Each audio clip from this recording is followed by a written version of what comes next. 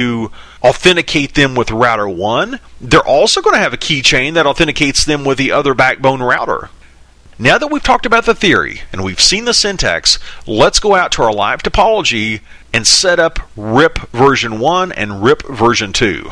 On router R1, let's go into global configuration mode and let's enable the RIP routing process. We do that by simply saying router RIP.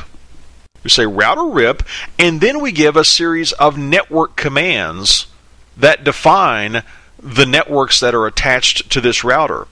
We say network, and we have a loopback interface recall on this router. It has a 32-bit subnet mask, so we can say that the network is 1.1.1.1, because that is the network address. We've defined a 32-bit subnet mask. If we use context-sensitive help, you'll notice that there is no option to specify a subnet mask. Interesting. Okay, let's go ahead and enter this, and we'll see what happens. Let's now enter another network command, this time for network 172.16.1.0, and we have another network of 172.16.2.0. These are the two networks that are going off to our backbone routers. And we have one other network pointing over to router R2, you'll notice. Network 192.168.1.0. Well, now that we've entered these commands, let's do this. Let's go back and take a look at the running configuration for R1 and see if these commands made it into the configuration exactly as we typed them. We might be surprised at this. Let's see what happened here. Let's scroll back up. Look at this, router RIP. Okay, so far so good. But then notice for the network of 1.0.0.0, that's not what we typed in. We typed in 1.1.1.1. We typed in two separate network statements for network 172.16.1.0 and 172.16.2.0. Those have been summarized, haven't they, into a single classful network statement of network 172.16.0.0. We did, by the way, have a Class C network. It was not altered by the network command because we entered it at the classful boundary. Interesting. So RIP, as we see here, is only going to be advertising our networks at the classful boundary by default. Okay, we've done our configuration on router R1. Let's do a show IP route just to remind ourselves about the networks we're knowledgeable of. Currently, we're only knowledgeable of our directly connected routes because we haven't configured RIP on any of the other routers. And also be aware that I removed the static route statements from lab number 1, so we're starting fresh in this lab. Let's go over to router R2 now, set up RIP on that router as well. We go into router R2's global configuration mode.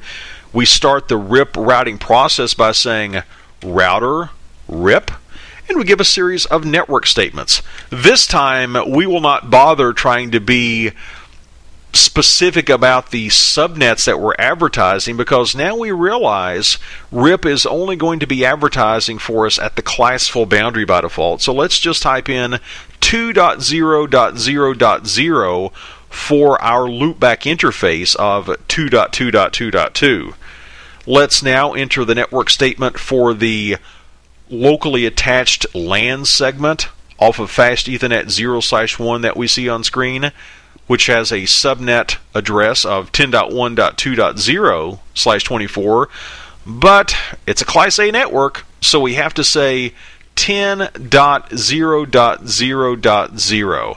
That's all that's going to work, even if we are more specific with our subnet information. It's not going to take in the configuration. One other network, the network connecting us up to router R1, network 192.168.1.0. And I think we're now done from the perspective of router R2. Let's now jump over to the backbone 1 router, router BB1. We go into global configuration mode, and again we say router RIP. We give a series of network commands, 3.0.0.0 for the loopback interface on BB1, network 10.0.0.0 for the network extending over to BB2, and finally network 172.16.0.0 for the link pointing back to router R1, and we just have one router to go. That other router is router BB2.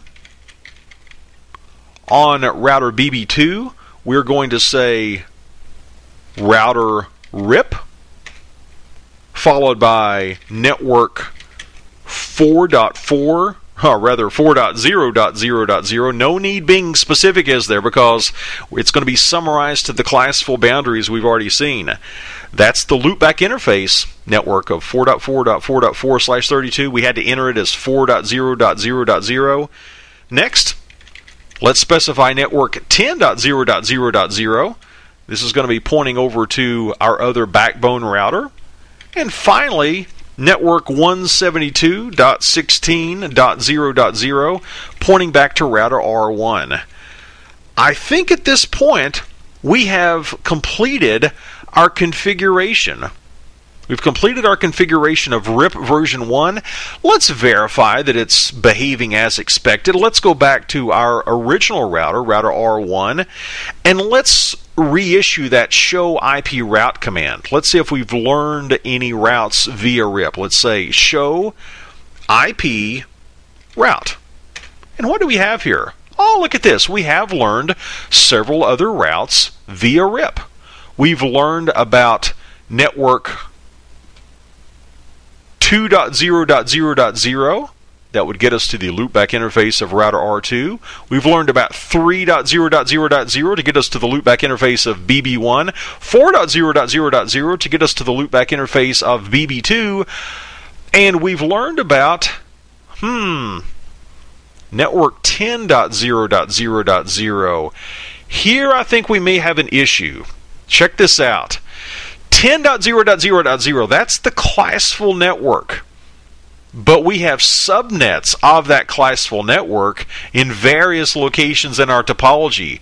Notice we have 10.1.2.0 hanging off of R2, and we have 10.1.1.0 going between our backbone routers. Notice how this appears in R1's routing table. It says, great news, we have 3 paths to get you to network 10.0.0.0. One path is pointing over to router R2.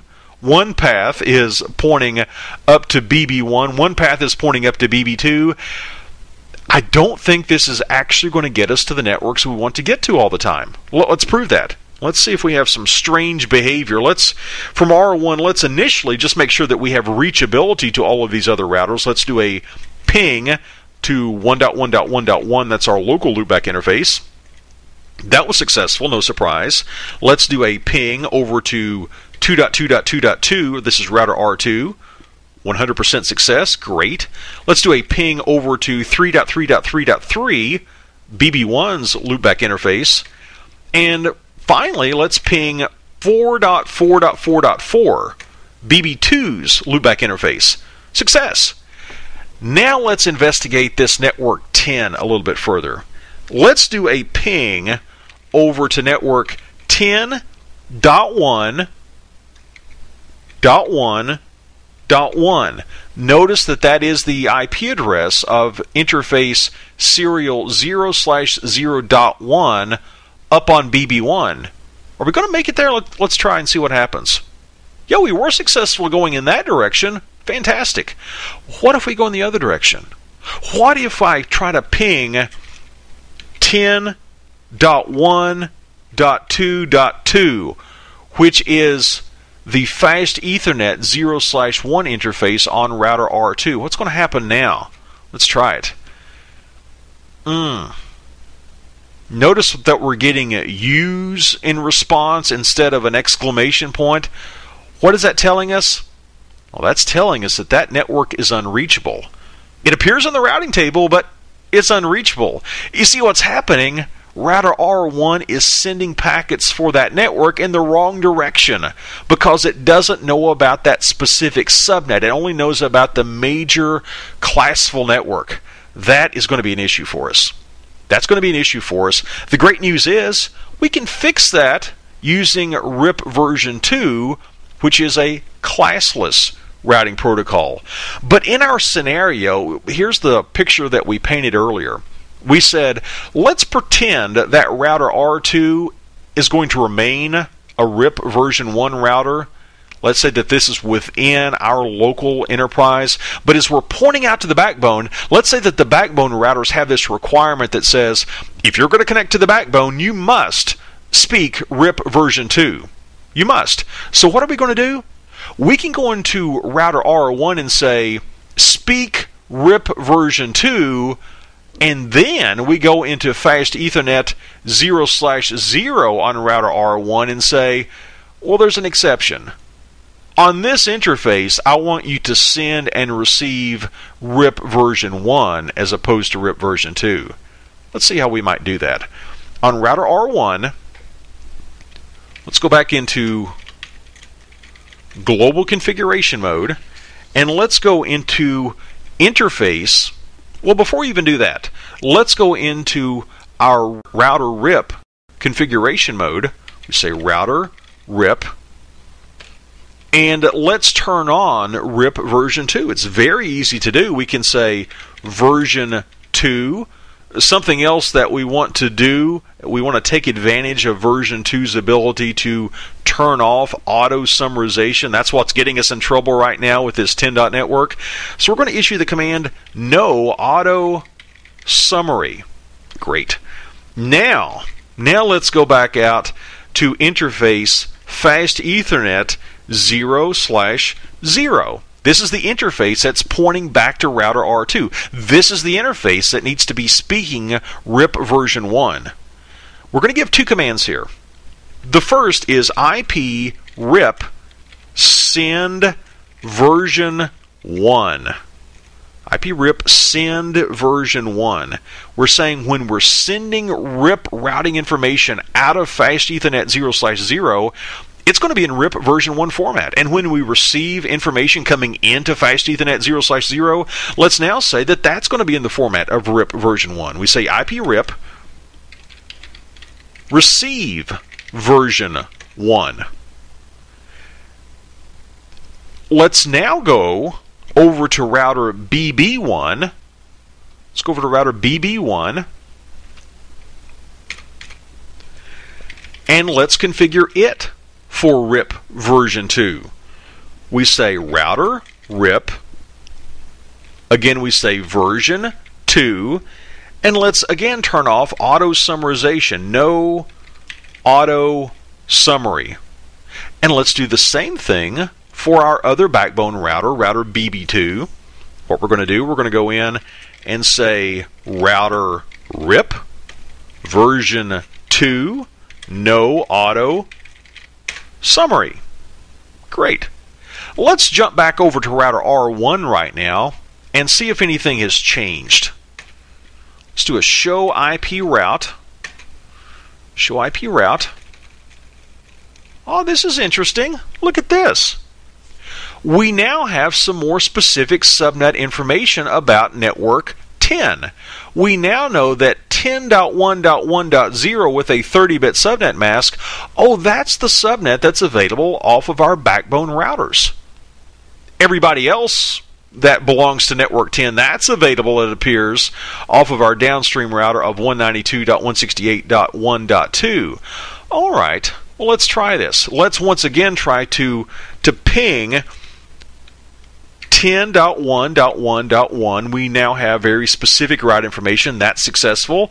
Let's again try to ping network 190, or rather, let's try to ping 10.1.2.2, and it is not successful. The reason that we're still having an issue here is you'll notice these other backbone routers, they're still showing up as a path to the 10. Network. So how do we get around this? Because we said that we do not want